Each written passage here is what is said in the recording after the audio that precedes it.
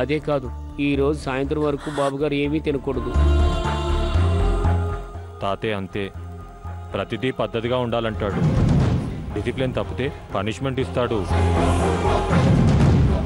మీరు ఆపితే బాబుగారికి మేజర్ గారు ఇంకా పెద్ద పనిష్మెంట్ ఇస్తారమ్మా.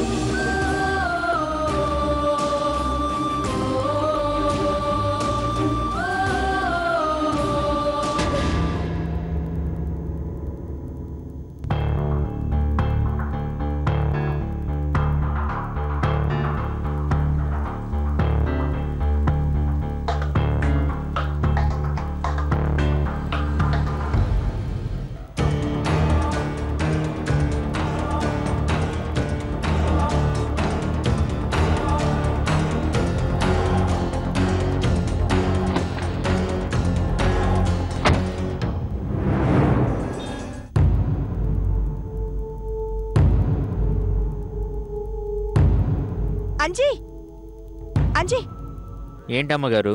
ఆయన రాలేదా? పెద్దయ్య గారు ఇంటి వరకు నడుచుకుంటూ రమ్మని పనిష్మెంట్ ఇచ్చారు కదమ్మా. ఇంటికి తిరిగి వచ్చే వరకు తాతగారి పనిష్మెంట్ అలాగే ఉంటుందమ్మా. ముందు కార్తీ. అమ్మా, అయ్యగారికి తెలిస్తే. కార్తీ!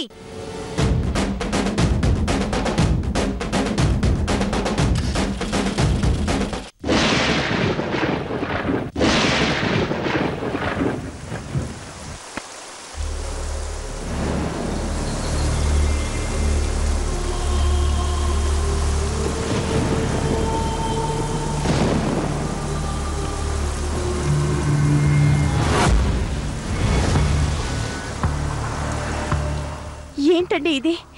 ఇంత ఆస్తి అంతస్తు పెట్టుకుని ఇలా నడుచుకుంటూ రావడం ఏంటి? కారెక్కండి.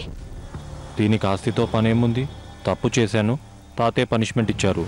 ఇంత శిక్ష అనుభవించే తప్పు మీరేం చేశారు?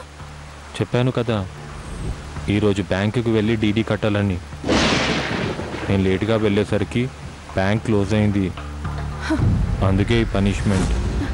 నన్ను తీసుకుని గుడికెళ్ళొచ్చేసరికి లేట్ అయిందని తాతగారికి చెప్పలేకపోయారా? చెప్పాను, అయినా తాతయ్య కారణాలు అనవసరం. తప్పు చేయకుండా ఉండాలి అంతే. మీ ఆఫీసులోనే మీరే వర్కర్లా పనిచేస్తున్నారు. అంతకంటే పెద్ద శిక్ష ఏముంటుంది? అది సరిపోదా? మళ్ళీ ఇది కూడానా? ముందు మీరు కారెక్కండి, ఇంటికి వెళ్దాం. తాతయ్య మాటకు ఎదురు తిరిగితే పనిష్మెంట్ ఇంకా ఎక్కువగా ఉంటుంది.